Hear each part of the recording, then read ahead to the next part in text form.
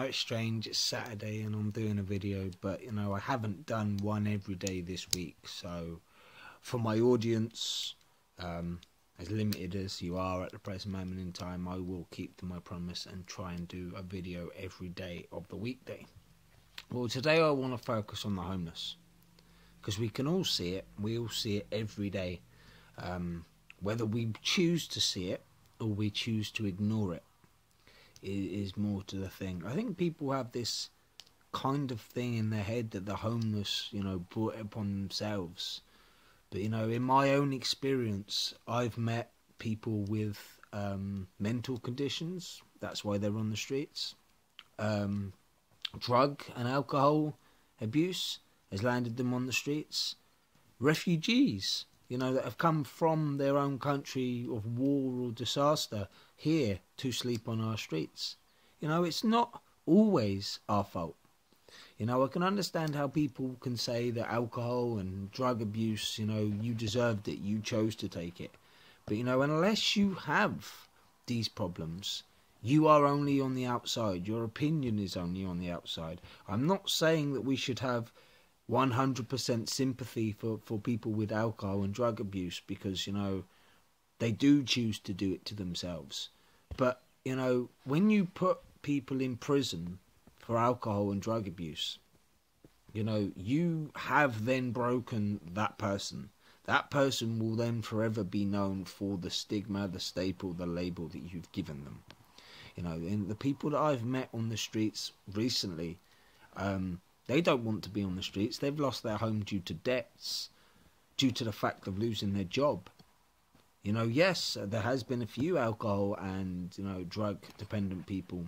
And they've told me that, you know, yes, they understand that it was their choice to do this. But they haven't just lost their home. They've lost their family, their job, their way of life, their self-respect.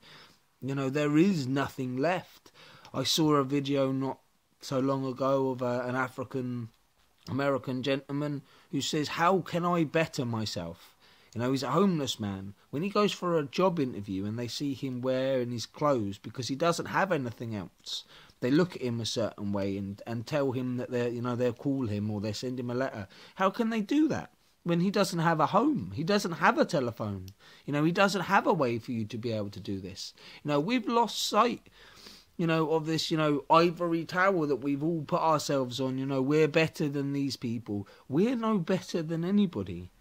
You know, I've seen fellow human beings give up their worldly possessions for a month. I know it's only a month, and people would say, oh, you know, you don't really get much of a, you know, a view of what's going on, but they give up their worldly possessions, their money, their, you know, the lot, and go onto the streets and try and survive for a month. And do you know, us people that can quite happily go into shops and buy food, we really don't think about, you know, the suffering and the pain that these people go through. You know, I'm not saying that we should, you know, feed the world. We did that and they fucking belittled us of the money. But, you know, we need to do something for our homeless. We need to do something for our own. I have so many people putting, why are we giving homes to the refugees and not to our own people? You know, if these people wanted these homes, they would apply for them, the same as everybody else would. There is a way of doing things. You know, put yourselves on the homeless register. Do this, do that. Help them. But these people most probably don't know that the help is out there for them. You know, there are people out there like Tent City in Glasgow for the homeless that are trying to show that homeless are people too. They are not, you know, the scourge of our society.